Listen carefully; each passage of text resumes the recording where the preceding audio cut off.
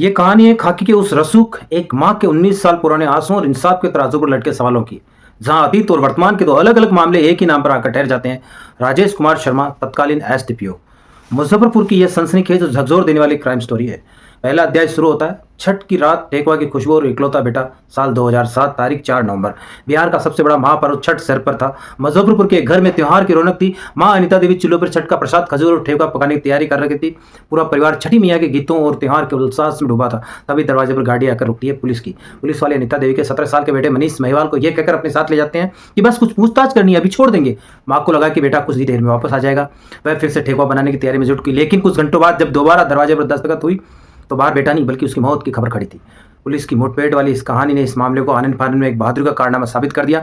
Police का दावा था कि एमआईटी कॉलेज के पास रूटीन वाहन चेकिंग चल रही थी। मनीष और उसके साथियों ने पुलिस को देखकर भागने की कोशिश की, हमला करने की कोशिश की। जवाबी कार्रवाई पुलिस ने चलाई और मनीष महिवाल और साथियों के साथ मुठभेड़ में मारा गया।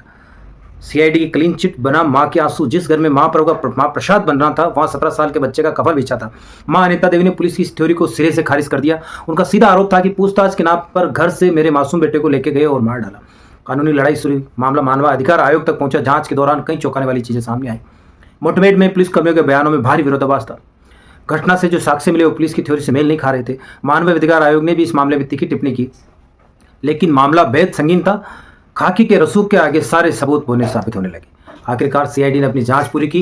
तत्कालीन एसडीपीओ राजेश कुमार शर्मा समेत सभी पुलिसकर्मियों को क्लीन चिट दे दी। मामला ठंडे बस्ते में चला गया, लेकिन एक मां का कलेजा सुलगता रहा।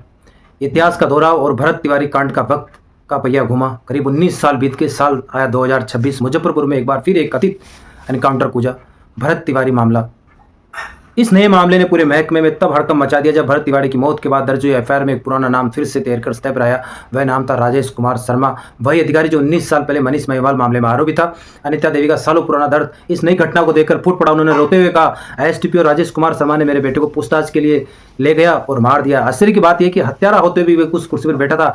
अगर उस समय सीनियर अधिकारी से नहीं बचाकर कार्रवाई हुई होती तो आज भरत तिवारी जिंदा होता, उसका एनकाउंटर नहीं होता। यह सिर्फ संयोग है। मामला, साल, मुख्य पीड़ित, आरोपी, अधिकारी, परिवार का आरोप, सब एक ही मिलान हो गया। 2007 मनीष महिवाल 17 वर्ष, राजेश कुमार शर्मा तत्कालीन एसडीपीओ वाहन चेकिंग दौरान मुठभेड़, पूछताछ के नाम पर हत्या।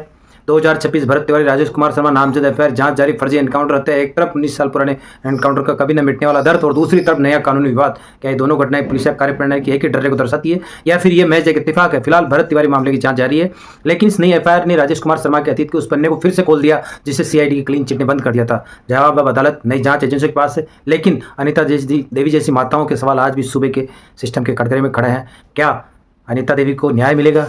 क्या भरत तिवारी को न्याय मिलेगा? देखते हैं क्या होता है, या फिर ऐसे ही फर्जी मुठभेड़ होती रहेगी। कमेंट करके ज़रूर बताएं क्या सही था या गलत। धन्यवाद।